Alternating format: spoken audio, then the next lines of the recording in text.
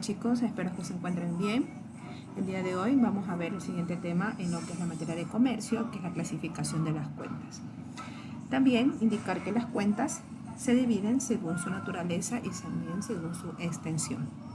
Además, ya sabemos lo que es una cuenta y también cómo se personifica una cuenta.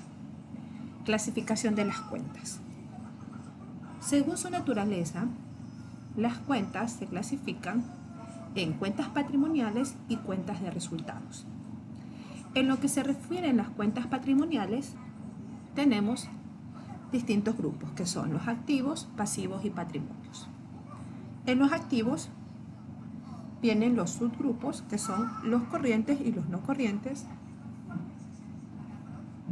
los pasivos, pasivos corrientes y no corrientes, y dentro del patrimonio tenemos lo que es el capital, las reservas y las utilidades. Esto es lo que pertenece según las cuentas patrimoniales. En lo que son las cuentas de resultados tenemos lo que son los ingresos y los gastos. Entonces, no nos vamos a olvidar que según su naturaleza, la contabilidad se clasifica en cuentas patrimoniales y cuentas de resultados. En las patrimoniales tenemos los grupos de activos, pasivos y patrimonios, y en las cuentas de resultados tenemos los ingresos y gastos. No nos olvidemos que estas cuentas tienen sus subcuentas que son los corrientes y no corrientes en los activos y en los pasivos los corrientes y no corrientes, patrimonios, capital, reserva y utilidad. También la contabilidad se divide según o se clasifica según su extensión y tenemos las cuentas simples y las cuentas colectivas. A lo que se refiere a cuentas simples es cuando consta de una sola cuenta. Es decir, por ejemplo, mercadería. Eso es una cuenta.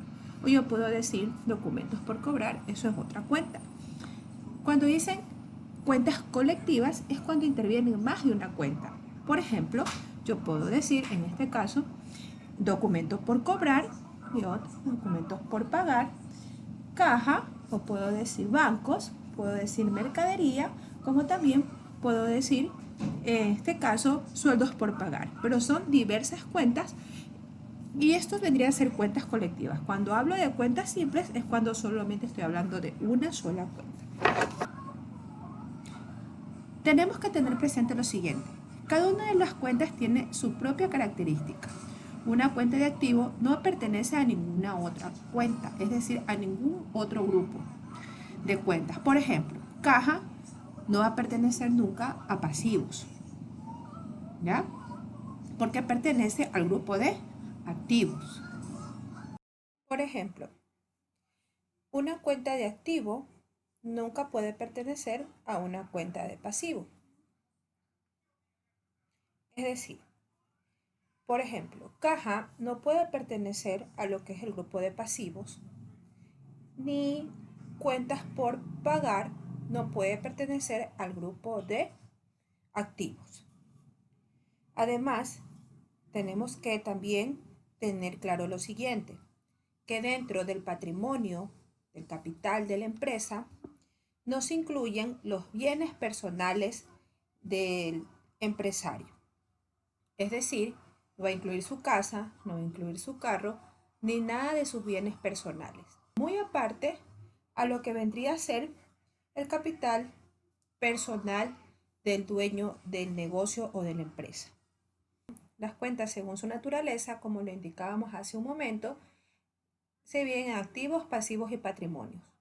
Dentro de los activos representan bienes, derechos del empresario y pasivos representan lo que son obligaciones del empresario y patrimonio es el conjunto de bienes, derechos y obligaciones del empresario. En lo que son los grupos de activos tenemos lo que es caja, bancos, documentos por cobrar, cuentas por cobrar, muebles de oficina, entre otros, como por ejemplo edificios, vehículos, maquinarias y terrenos. En lo que se refieren a pasivos tenemos los que son documentos por pagar, cuentas por pagar, impuestos por pagar, sueldos por pagar, entre otros, como por ejemplo hipotecas por pagar y documentos por pagar a largo plazo. En el grupo de patrimonios tenemos lo que es el capital, las reservas y las utilidades. Aquí tenemos un gráfico de las cuentas patrimoniales. En las cuentas patrimoniales tenemos que los activos son los bienes y derechos, el patrimonio, bienes, obligaciones y derechos, y en los pasivos, deudas y obligaciones. Eso fue lo que vimos aquí, pero aquí te quise detallar de esta forma para que usted lo vea de una manera más clara. El patrimonio neto es la parte que corresponde a los propietarios de la empresa.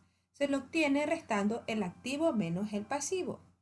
Entonces, si usted quiere sacar el patrimonio capital de la empresa, tiene que utilizar esta sintaxis que está aquí abajo, que dice patrimonio neto es igual a activo menos pasivo. Tenemos un gráfico del patrimonio. En nuestro lado izquierdo tenemos los bienes y derechos, que vienen a ser los activos, y en nuestro lado derecho tenemos las deudas y obligaciones, que son los pasivos, bienes, derechos y obligaciones, que es el patrimonio neto.